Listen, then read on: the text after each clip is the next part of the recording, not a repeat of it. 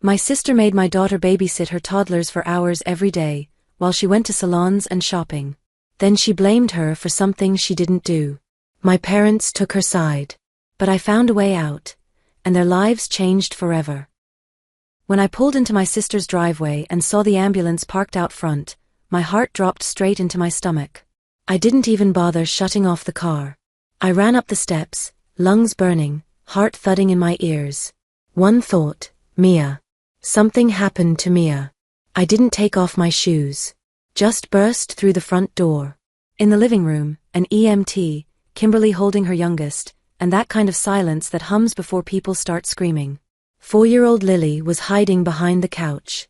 And Mia. Mia was standing in the corner like someone nailed her there. Pale face, red eyes. Frozen. What happened? I asked, staring at the bruise blooming across the baby's forehead. The EMT turned to me, calm. Professional. He fell off the couch. Hit his head. No concussion. Just a bump. Keep an eye on him, but there's nothing serious. Thank you, I managed to say. Mia didn't move. She wasn't crying. She just stood there like blinking might cause the whole world to collapse. As soon as the EMT left, Kimberly exploded. He was with her. I stepped out for 1 minute, literally 1 minute, and when I came back, he was already on the floor. Mia, you were supposed to be watching him. I told you I was going to the bathroom, Mia's voice cracked. You nodded. He was asleep. I didn't think he'd wake up. I came back and he was crying. I didn't see him fall. I swear. Oh, so now this is my fault? Kimberly snapped. You left 2 toddlers alone and now you're blaming me? Okay, maybe let's not do this, I said, stepping between them. Mia is not a babysitter. She's a child. You know she's been watching your kids every single day. And you know you're living here for free? Kimberly shot back, sweet as poison. Maybe a little gratitude instead of telling me how to parent. Behind me, I heard Mia break. Not sniffles. Not quiet crying. Just full-on collapse. I wrapped my arms around her and pulled her close. That's enough, I said, sharper now. You don't get to dump this on her. Oh, I don't. Kimberly scoffed. And who are you, exactly? The sister who got evicted and moved in here like a stray cat? You don't pay a dime, but you sure love giving speeches. Bullseye. Right then the front door opened. John walked in. What's going on? He asked, taking in the room. Why's the baby crying? What's all the yelling? Jason fell. Mia wasn't watching him, Kimberly snapped before anyone else could speak. That's not true, Mia whispered. No one heard her. John walked over, gently took the baby from Kimberly, and looked at the bruise. Did a doctor check him? Yeah. Said it's fine, Kimberly muttered. Then why are we shouting? John asked, looking beyond done. Everyone's okay. Just a bad day. It happens. But Kimberly wasn't done. She was already calling Mom. I heard her talking. Hey Mom. Yeah, he's okay. Guess who dropped the ball again? Of course it was Mia. She was supposed to be watching him, and instead she just disappeared. And Sarah? Oh, Sarah's doing her usual act, defending her no matter what. John? He's here.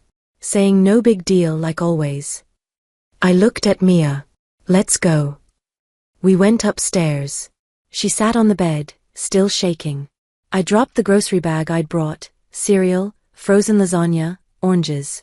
It felt ridiculous now. Like I'd shown up with party balloons to a funeral. Mom, she whispered. I really didn't see him fall. I asked Aunt Kim to watch him. She was sitting in the chair on her phone. I said, can you watch him for a sec? And she just waved me off without even looking. He was asleep. I figured I had time. I didn't think. I pulled her in and held her. Tight. She didn't need to explain. I knew her. And I knew Kimberly. My phone buzzed. Message from Mom. Kimberly said Mia left the baby alone. Why are you defending her again? You always take her side. Kim does more for you than you deserve. I locked the screen. I'd seen this text before. The names change. The script never does. I got up, locked the bedroom door, then came back and sat beside Mia. We sat in silence. Downstairs, dishes clanged. Cabinets slammed. Kimberly wasn't letting this go. I could already hear it, the cold silence, the passive-aggressive comments, maybe even the casual suggestion that maybe it's time to think about your own space. But all I could think was, I let them turn my daughter into unpaid labor. And now, after one bad moment, they were painting her as the bad guy too. No. That ends now. I squeezed Mia's hand. She looked at me, like she could feel something shifting. I didn't say it. Not yet. But this was the beginning of the end. And some people were about to feel it. If someone had asked me back then how we ended up living in my sister's house, I probably would have tried to make a joke. Something like, oh, I just really wanted to experience what it's like to be hated over breakfast, lunch, and dinner, just for fun. But the truth? Way less dramatic. I'm 35. I'm a programmer. Or, I was. Until the layoff. The startup I'd been with for 3 years suddenly collapsed, investors vanished, the office shut down, and my last paycheck came with a shrug and a vague promise about maybe stock options someday if things turn around. So what I had left, debt, overdue bills, and Mia. She's 15.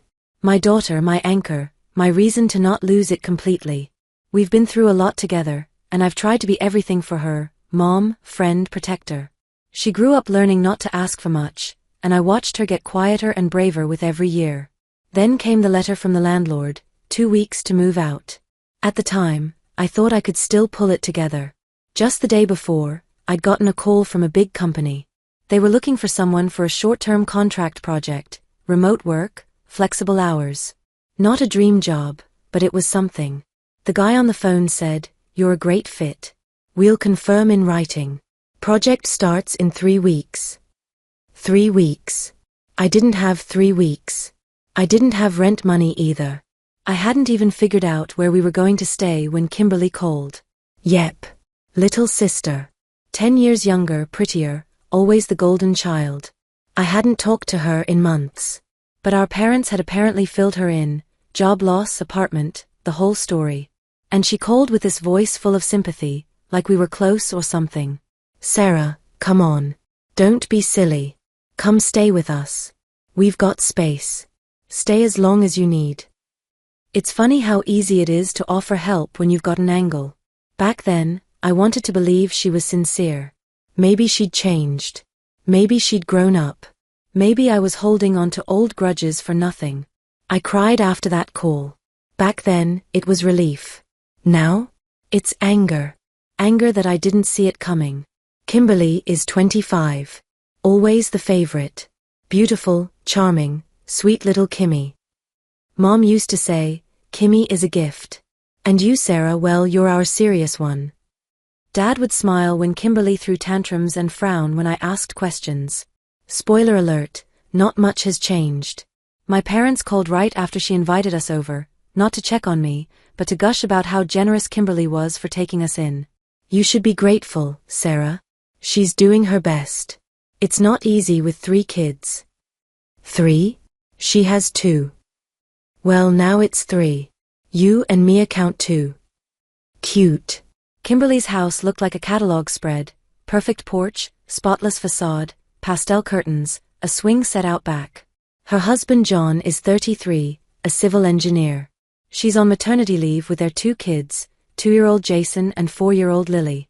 The kids are loud, adorable, and completely feral. Everything in the house was soft and beige and smelled like vanilla. From day one, it was obvious, I wasn't a guest. I wasn't even temporary family. I was furniture. Background noise. An obligation that talked back. At first, it seemed fine. Kimberly brought me coffee, said she was glad we were here. We ate meals together. She even joked around a little. For a second, I thought maybe, just maybe, things were different now. But on that very first night, I saw it start. "Mia, can you grab the napkins? Mia, make sure Lily doesn't climb on the table. Mia, play with Jason for a minute, I need a quick shower." All said with a sweet tone, like it was nothing. Like it was just helping. By day 3, it wasn't sweet anymore. It was a routine.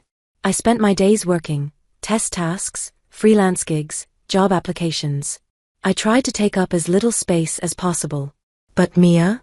She was making meals, cleaning up toys, reading bedtime stories, watching cartoons, giving baths. She was 15. And she was doing everything but getting paid for it. I tried to brush it off. Temporary. No big deal. But the feeling that we were being used? It got louder every day. I brought it up gently. Kim, I think Mia's getting overwhelmed. Maybe you could hire a sitter a couple days a week. Kimberly laughed. Seriously? Mia doesn't mind. It's good for her. Mia didn't complain. She never does. But I saw how she'd fall asleep at dinner, how she'd do homework on the floor in dim light, how she walked out of the guest room every night looking completely drained. The night before Jason's fall, she whispered to me, "Mom, can I please not play with them tomorrow? I really need to finish my science project." I told her I'd talk to Kimberly. I didn't get the chance. Kimberly had to run to the store, as usual. I said, "Please be quick. Mia has homework, and I need to finish a client task too." She nodded. An hour passed. Then another. I walked into the kitchen. Mia was rocking a crying Lily on her hip while Jason ran around barefoot with cereal stuck to his face. "Where's Kim?" "She left. Said she'd be right back." "When?" "3 hours ago." And that's when it hit me. This wasn't generosity. This wasn't family helping family. This was a trap dressed up in Pinterest colors. A pretty prison with scented candles. I mentioned it to our mom. She messaged me. "You're overcomplicating again, Sarah. Kimberly is trying to help you. Why can't you just be grateful?" Because it wasn't help. It was a setup. And I could feel it building toward something. Then it happened. The fall. A bruise. A doctor saying it's nothing serious. But Kimberly had already picked her scapegoat. I looked at Mia and thought, how did I let them do this to you? This wasn't a mistake. It was a plan. We left in silence. I kept both hands on the wheel, gripping it so hard my knuckles turned white. Mia stared out the window like she was watching a movie she didn't want to be part of. Not a single tear. Not a single word. Just those eyes, full of hurt, and her lips pressed into a line so thin it barely existed. A friend of mine let us crash at her place while I searched for a place, any place, to live. 3 days later, I found a tiny apartment. Peeling walls, kitchen the size of a broom closet. But it was warm, and we could lock the door against the world. I told Mia it was temporary. She nodded, but I could feel something in her had snapped. She tried to hold it together. Did her homework, washed the dishes, folded laundry into perfect little stacks. Too perfect. Too quiet. And every time she looked away, I saw it, that guilt in her eyes. Even though she had nothing to feel guilty for. I kept replaying everything. Kimberly's words. Mia's tears. Her voice whispering, "I just went to the bathroom." I told her, and I believed my daughter. I wanted to believe her so badly. But doubt, it's sticky. It clings to you, even when you know better. And then I remembered. The cameras. John had bragged about them once. We've got everything covered now. Child safety first. Living room, kitchen, hallway, everything was on tape, backed up to the cloud. I remembered that part clearly. I didn't text Kimberly. I messaged John. "Hey, I don't want to fight. It's just, Mia's really upset about Jason's fall. If there's any footage from that day, could you check? Maybe it'll help clear things up. I just want to know what really happened." He responded 2 hours later. "Yeah. I think we should clear it up too. I'll look tonight."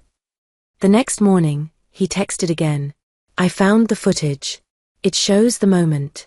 Want to see it? Better if we meet." We agreed to meet at a coffee shop. John came straight from work, still in his suit, looking exhausted. Not angry. Not defensive. Just like a man who no longer knew what was happening in his own house. He opened his laptop and hit play. The video started, the living room. The kids were playing. The little one was crawling on the floor, the older one stacking blocks. The camera caught the corner of the armchair near the wall. Kimberly was sitting in it. Phone in one hand, coffee in the other. Scrolling. Zoned out. Mia walked into frame, stepped closer. Aunt Kim, I'll be right back, okay? Can you watch them for a sec? She leaned down a little to make sure she was heard. Kimberly didn't even look up. Just waved her hand like, yeah, whatever. And went right back to scrolling. Mia walked out. The door closed behind her with a soft click. Seconds later, the toddler tried to climb onto the couch, slipped, lost his balance, and thudded to the floor. Kimberly? Still in the chair. Still glued to her phone. Didn't even glance over. It took her nearly 30 seconds to react. Then she slowly stood, set down her mug, and finally walked over to the crying child, like she just now noticed he existed. John sat there, not saying a word. Then he let out a slow breath. She said Mia left them alone. He looked at me. I believed her. I didn't want to get involved. And now I can't unsee this. I shook my head. I didn't want revenge. I didn't want anyone punished. I just wanted anyone, besides me to say, you were right. I asked him to send me the video. He did. When I showed it to Mia, she watched halfway through and then turned away. I told you, she whispered. But you believed her first. I know, I said. But never again. I hear you now. The next day, I sent Kimberly the video link. No threats. No explanations. Just one line. This is the truth. And there's nothing more between us now. She didn't reply. But John called the day after. I filed for divorce, he said, calm and steady. I can't live like this. It's not just this one lie. There's more. So much more. There was a pause. I sent a copy of the video to CPS. I want to make sure the kids are safe. And then quietly, thank you for not staying silent. I hung up the phone and sat down next to Mia. We didn't say anything. She just reached for my hand. This wasn't the end. It was the beginning. The beginning of leaving behind other people's expectations. Of stepping away from fake family. Of finally refusing to tolerate what we'd always been told to endure. I was her mother. And my daughter would never be anyone's target again. The phone rang early in the morning, just as I was about to get out of bed. Mom, said the screen. I stared at that word for a long time, like I was trying to remember what it even meant. Then I picked up. Did you hear? Her voice was sharp. Like I'd missed a test. Hear what? I asked, even though I already knew. John filed for divorce. And he took the kids. Can you believe that? He said you told him everything. That you caused this. I didn't answer right away. She kept going. He's not helping us anymore. No insurance, no support payments, no help with the house. Do you even realize what you've done? There it was. Not a word about Kimberly. Or the kids. Just money. I protected Mia, Mom. The girl you included, tried to blame so you could cover for your precious youngest. And I'd do it again. She sighed, a long, tired, matriarchal sigh. You've always been difficult. Tough. But Kimberly, she's sensitive. She needed support. Support? She used Mia as free labor. And when things went sideways, she threw her under the bus. And you all said nothing. You're exaggerating, she said coldly. Don't call again. Don't worry, I said and hung up. A few days later, John called. His voice was calm, but the warmth was gone. The court gave me temporary custody. I've got a job, a nanny, stability. Her lawyer didn't even argue when I showed them the footage. I stayed silent. I'm sorry things ended up this way. But I'd really like for Mia to visit sometimes. The kids miss her. She's the only one they trust. Only if she wants to, I said. No pressure. And only with an adult present. Not Kimberly. Of course. We have a real nanny now. Not a teenage girl being taken advantage of. He paused. And thank you. For not staying quiet. It changed everything. I didn't see it before. Just make sure you see it now, I said. For the kids. Mia went back for the first time a week later. I walked her to the gate like it was her first day of school. She squeezed my hand. "I'll be okay. It's not like before." "You don't owe anyone anything," I told her. "Remember that." She nodded and went. When she came back, she smiled, for the first time in what felt like forever. "They have a nanny now." She gave me a cookie and told me I'm a guest. Not a babysitter. A guest mom. I sat beside her and hugged her. "I'll remember that moment for the rest of my life." "I'm proud of you," I said. "And none of this was your fault." She didn't say anything. Just leaned against me. But I could feel it in her breathing, steady. For the first time in weeks, she was breathing freely. I saw Kimberly once after that, by the school. She looked faded. Jeans, a wrinkled sweater, messy hair.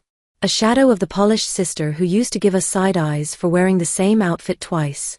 She walked up to me on her own. "Think you won?" she hissed. "They took my kids.